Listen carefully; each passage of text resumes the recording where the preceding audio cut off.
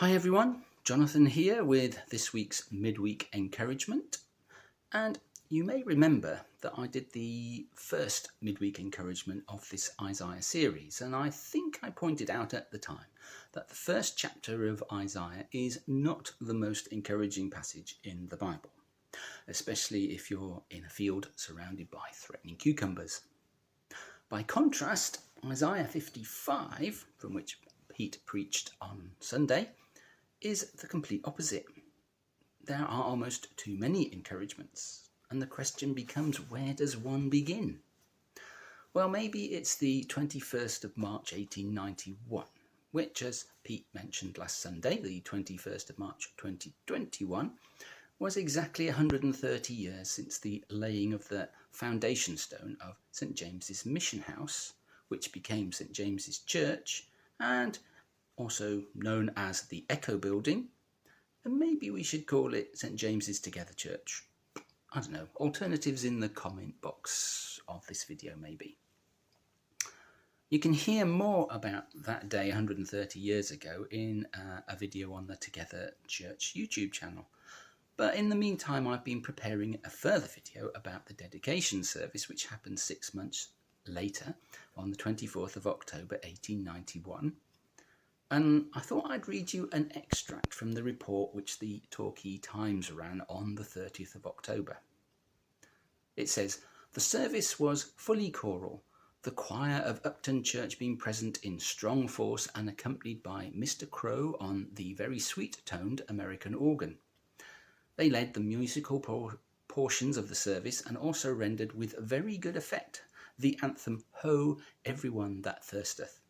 Mr. S. Moore singing the lengthened solo which occurs therein with much expression." I sense a challenge to the Together Church worship team in there, maybe.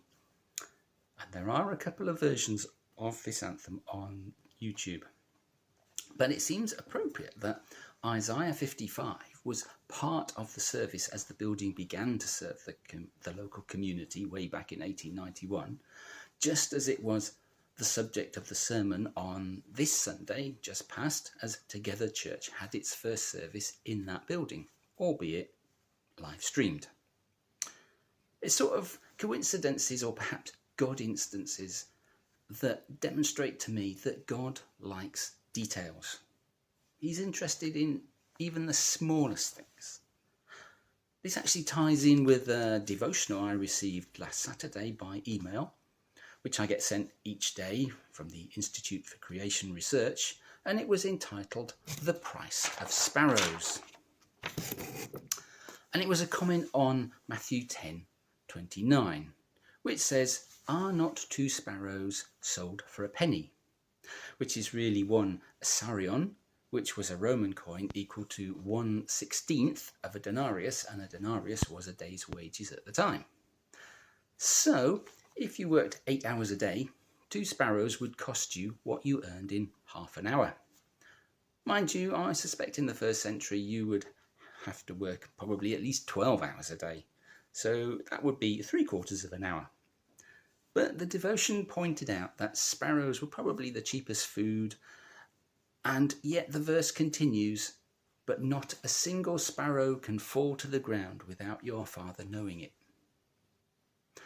And then Matthew's Gospel continues, and Jesus says, "And even the very hairs on your head are all numbered. So don't be afraid. You are worth more than many sparrows." I'm sure you've come across people who say that God can't be interested in them because he must have more important things to do. But the Bible tells us that that's not true. Or maybe sometimes we think God can't be bothered with us. I mean, he won't be listening to our prayers because we're not important enough or worthy enough or good enough. And that brings me to the prayer course that Anna's been running on Sunday evenings, based on Pete Gregg's book, God on Mute, Engaging the Silence of Unanswered Prayer. It's a book I would highly recommend. Sometimes God can seem a long way off, and yet Pete Gregg has a checklist of 16 possible reasons why a prayer may be unanswered, with the 16th being none of the above. But none of them suggest it's because God is uninterested. And I think we can be reassured that even the 16th does not include that possibility. It may be more a case of silence, meaning not yet, but it's never going to be because God's not interested in us. If he knows when a sparrow falls from the sky, you can be sure he knows what's going on in your life. We may not understand why God is silent, why he's not answering our prayers. But as Pete said on Sunday, that's Pete Clayton, not Pete Gregg, God is sovereign. There aren't any formulas or rites, spiritual rites, that automatically ensure that God will fulfill our desires or answer our prayers. Except maybe the one condition that they align with his will. Which kind of brings us back to Isaiah 55 and specifically verses 8 and 9, where Isaiah writes, "For my thoughts are not your thoughts, neither are your ways my ways, declares the Lord. As the heavens are higher than the earth, so are my ways higher than your ways, and my thoughts than your thoughts." The reason we don't, and perhaps can't understand God is because he doesn't think like us or act like us. He's just so much bigger than we can conceive. So no wonder he seems incomprehensible at times. We just have to trust him. As Psalm 3 says, "Trust in the Lord with all your heart and lean not on your own understanding. In all your ways submit to him, and he will make your path straight." Maybe sometimes we're just facing in the wrong direction. But we have a further reassurance in verse 11 of Isaiah 55, when we are told, my word that goes out from my mouth, it will not return to me empty, but will accomplish what I desire and achieve the purpose for which I sent it. Whatever God desires will happen. His plans will be achieved. So not only is he interested in every small detail of our lives, but whatever he desires will be accomplished. And we may not understand why things happen or don't happen, why prayers are not answered, but what we can be sure of is that God's purposes and desires will be accomplished. And of course, one of those desires is to give us an open and free invitation to his kingdom, or as we are told in the first verse of Isaiah 55, if you're thirsty, come and drink, and you who have no money, come buy and eat. Who'd have thought God was a fan of retail therapy?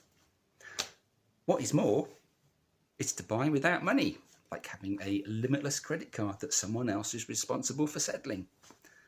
And of course, in terms of salvation, that was Jesus. The debt has been paid, settled by Jesus on the cross of Calvary. Now, there is that familiar saying that there's no such thing as a free lunch.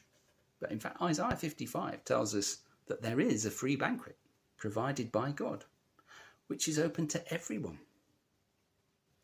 It's like, having the option to have the most expensive meal in the most expensive restaurant you can think of.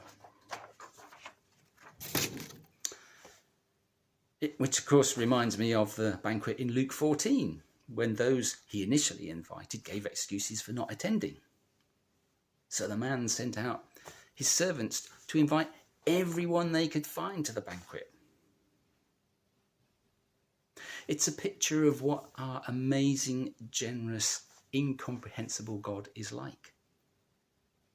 And perhaps it's all summed up in the word grace, which is the familiar acronym, God's riches at Christ's expense.